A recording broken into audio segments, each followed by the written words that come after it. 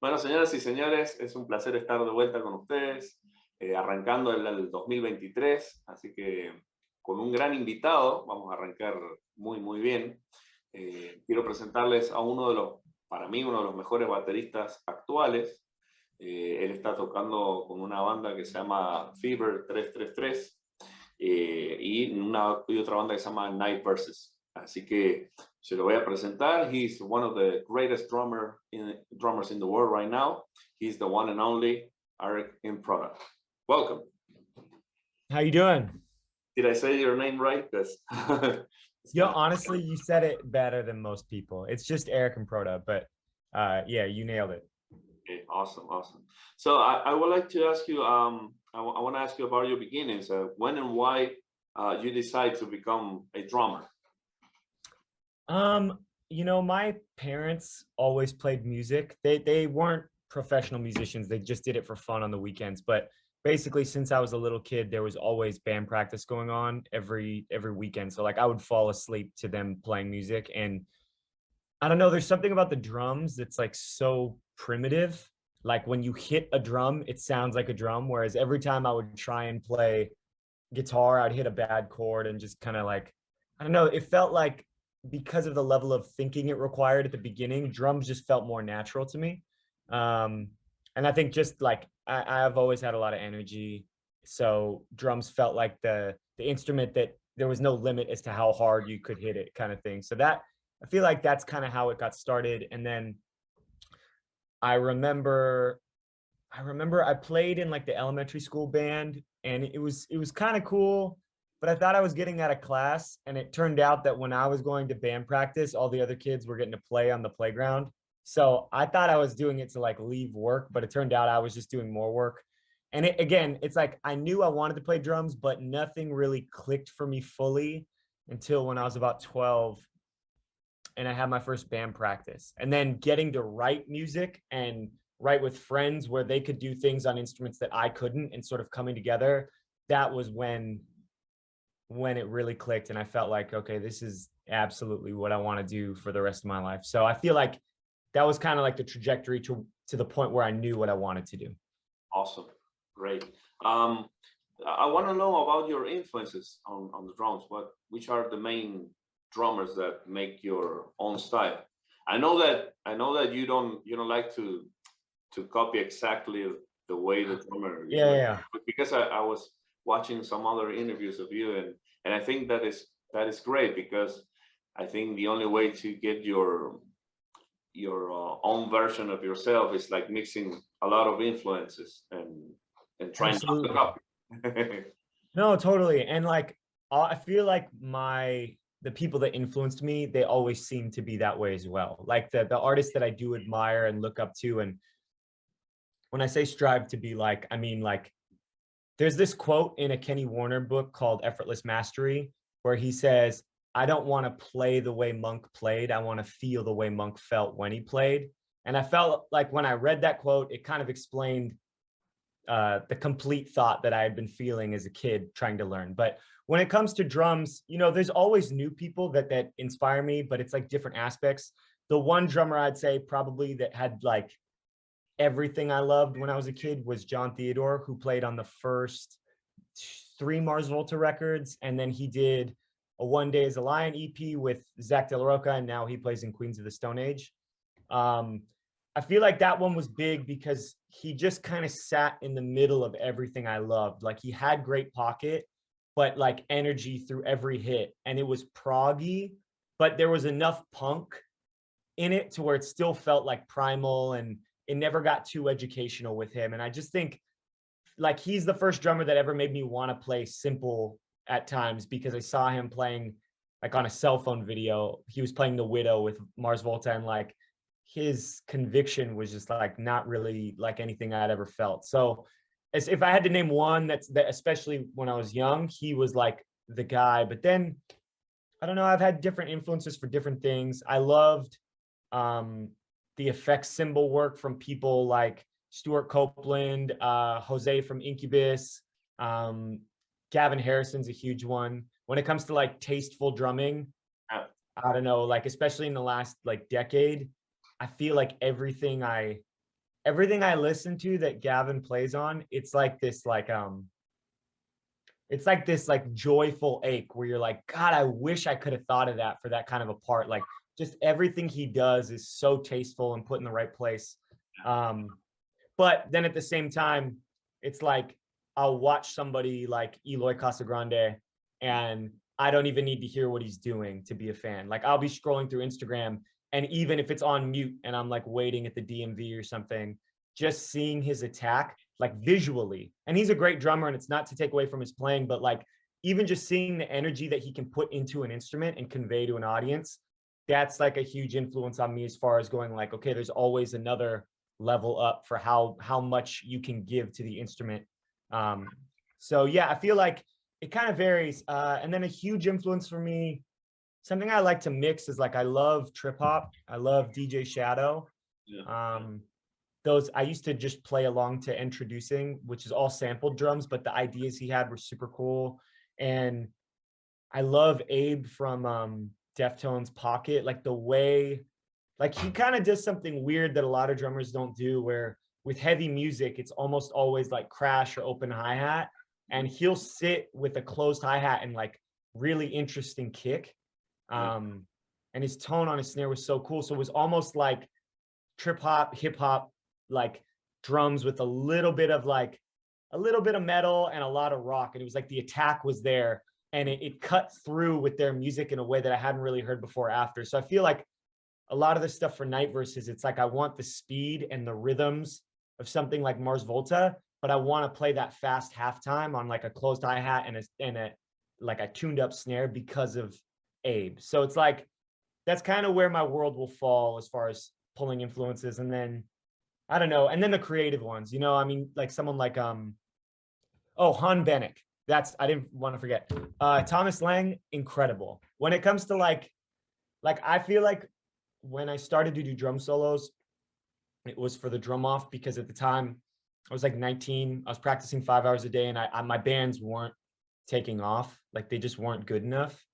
We didn't know why. We just weren't good enough songwriters, but we were trying to figure it out. And I was just like, I hated being still. Like I was like, what can I do to further my career? So I started entering the drum off, and that's when I had first looked up people on that level of drumming, like Dave Weckl, Virgil Donati, Thomas Lang. And I remember seeing that solo for the first time, the one where he's doing all the stick tricks and like the insane double bass, and the way that he controlled his double bass like a marching drummer would a snare, like the amount of precision and dynamic he had was for sure one of the biggest influences on me when it came to trying to focus on my feet and the control on my feet on the instrument.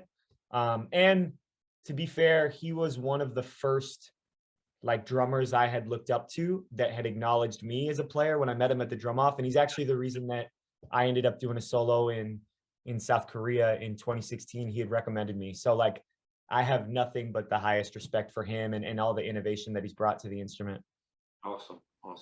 I was watching your feet playing some of your videos, and you're really fast playing 32 notes. And I want to ask you, what kind of technique do you use? Do you use the swavel technique, or? You know, I grew up playing punk.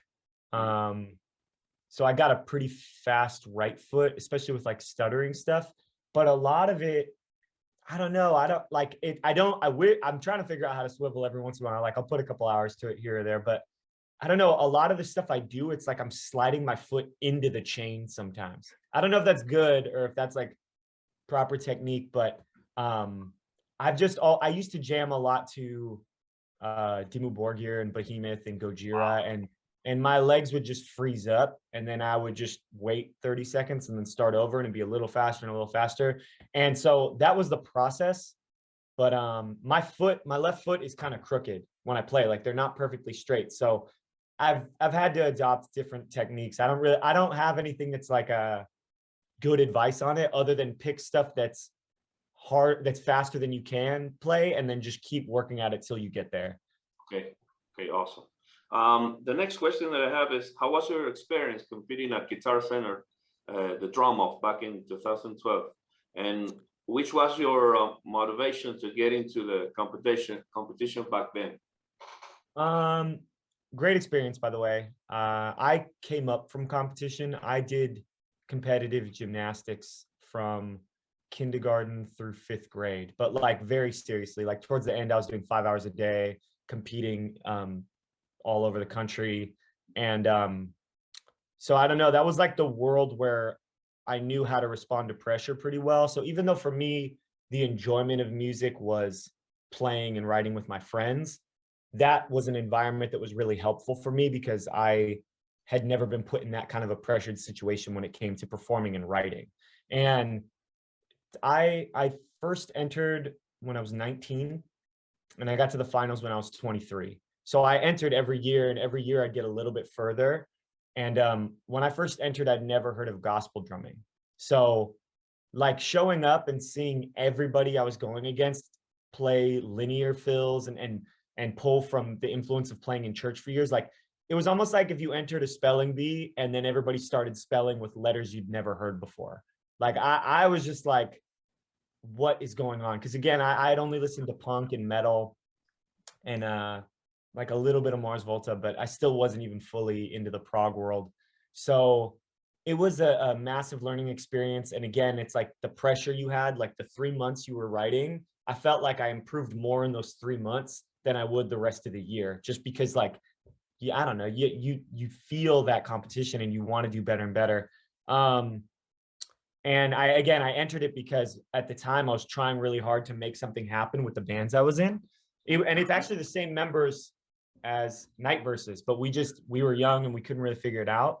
And so it felt like one of the only things that I was able to enter and really try and get my name out there in some way. So that's kind of like where it started. And then, I don't know, I feel like it was also sort of where I learned that if you have something unique to say, it can take you a long way. Because everybody I would compete against could do things that I couldn't technique-wise, but I kept advancing. And so it sort of made me realize that when you're telling a story, you know, just because someone has the biggest vocabulary, it doesn't mean that they're telling the most interesting story. And I think it taught me to lean into my creativity, and anything weird that I did that was like probably not traditional or maybe seemed like gimmicky or whatever, it taught me to focus on those and turn them into something that was more advanced than just a party trick. So it was like, I don't know, it was a good learning experience, I feel. And it honestly helped me out for the 10 years after, because I think it was 2012, so it's been 11 years since then. Yes. How do you came with the idea of mixing drums with skateboarding, breakdance, and basketball? I just like those things. Honestly, I feel like it's just that simple. I don't know. I always felt like the more that you could involve yourself in your art, the more you were able to express yourself. So like I've said this in the past, like when I would watch things, like I'd watch Kobe do 360 dunks and I would get this feeling like this gut reaction, like the way you see a cool skate trick or something. And I was just trying to figure out, how do I do that on drums? So then that's when I would work on the 360. And even with the artwork, like there were a handful of artists I really loved. And so I'd start to do them on my heads. And then the partnership with Remo kind of came organically. But yeah, it just always felt like I'm looking at this, and so many people, and there's nothing wrong with this, but so many people, when they get into an instrument, that's all they do. They don't have passions outside of it. It's like their focus is so direct. And I think that's amazing. I just can't do that. Like I love too many things, and I'll put 3 days straight into drawing and then 6 days straight into drumming. And so I guess to kind of like keep myself focused in a general direction, I just try and bring in everything I love. Yeah, you're pretty unique for him, because I never saw that combination of gymnastics with the drums. And also, I love your art. I mean, your art is amazing. Thank you so much. Everything you do is like incredible. So it's very kind of you to say. Thank you. It's amazing.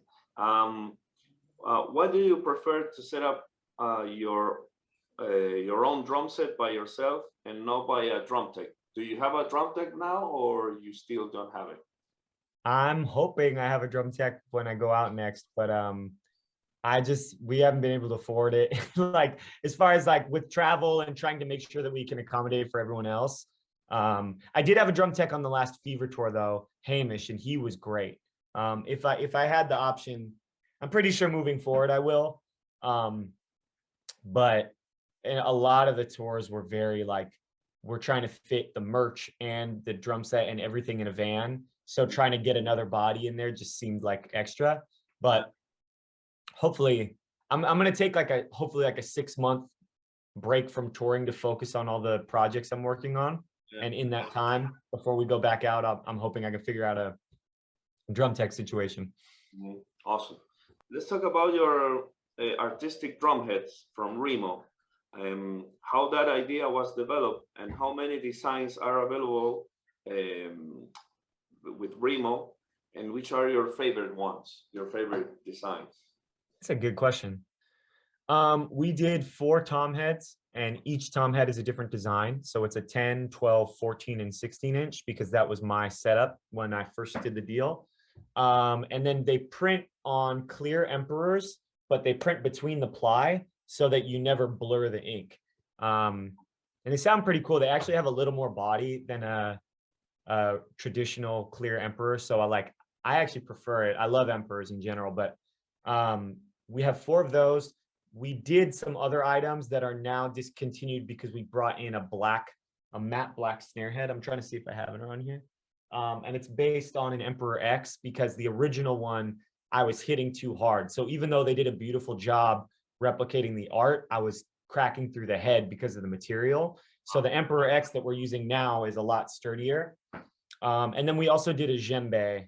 The djembe was cool because you can't do a linear design. You have to just draw a pattern because the way that it works is they take your pattern and they put it on a sock and then slide the sock over the drum and like seal it. So that was like a very interesting process. But I would say for the item, the tom heads look really cool, especially because when I was working with Adam Murphy at the time, he now works at Schecter, but he was my partner that I was conversing with at Remo. He had come up with the concept of doing it on clear heads. And at first I was like, I feel like the design is going to read better on white. But when we went to do the demo and he showed me the clear heads, it's really cool because you see the natural finish from the drum come through. So it's like, I don't know, it just makes it feel a bit more artistic to me. So I feel like the tom heads are probably my favorite item. So I was watching your designs and there's always, I can find like a moon or something from the stars. And I want to ask you, which is your inspiration to make this art? I mean, you have like something in mind related with, I don't know, with the zodiac or something like that?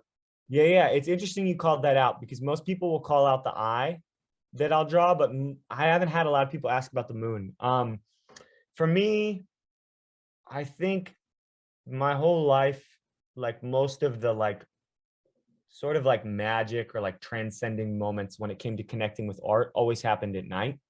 I don't think it was on purpose, but like whenever Night Verses was practicing, it was always at night after school since we were 12. And then I would go see shows with my parents, or we would go to the movies a lot. And I just felt like during the day, it was not the same level of like freedom, and there was a schedule to follow. And that's like, I practice during the day, but I write at night. And so there's something that feels very endless about it. Like if I have a record that I love, I'll still do an hour drive along the beach, like anytime it comes out, and just focus on it. Same way, like when you're on tour and you just have like sometimes like 10-hour drives through the desert. There's just something about that time that I feel like that's where all my creativity pulls me.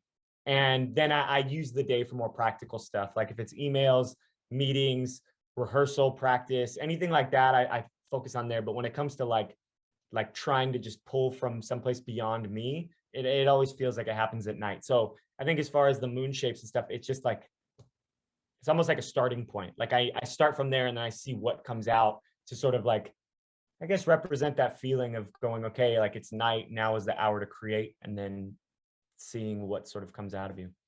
Awesome.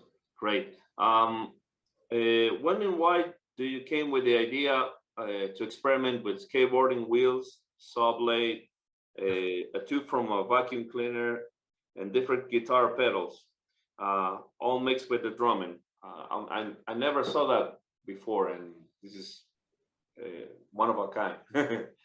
Thank you. It reminds me kind of like the Pink Floyd back in Pompeii. Like they make like experimenting with sounds and everything, and it's amazing.